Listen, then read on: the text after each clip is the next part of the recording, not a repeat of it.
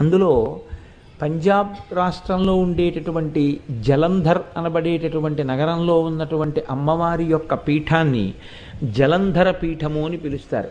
ఆ పీఠంలో ఉండేటటువంటి అమ్మవారి దర్శనం చాలా గొప్ప శక్తివంతమైనటువంటి దర్శనం కాబట్టి అక్కడ అమ్మవారి దర్శనం చెయ్యాలి అని. 2 ఓడ్యాన పీఠం. ఓడ్యాన పీఠం అంత శక్తివంతమైన పీఠం. 3 దక్షిణ భారతదేశంలో ఉన్నటువంటి కాంచీపీఠం. మళ్ళీ ఈ 3 కూడా దర్శనం చేయలేని వాళ్ళు ఏ ఒక్కటి చేస్తే చాలని అడిగారు. ఒక్క కంచి వెళ్ళి కంచిలో కామాక్షి అమ్మవారి దర్శనం చేస్తే చాలు అని. అందుకే అయోధ్య, మధుర, మాయా, కాశీ, కాంచి, అవంతిక, పురి, ద్వారవతి చైవ సప్తైతే మోక్షదాయక అని శాస్త్రం. ఈ 7 నగరములు మోక్ష నగరములే. వాటి ప్రవేశమే మోక్షానికి అర్హతనిస్తుంది. అంత శక్తివంతమైన వాటిల్లో మీరు చూడండి, మళ్ళీ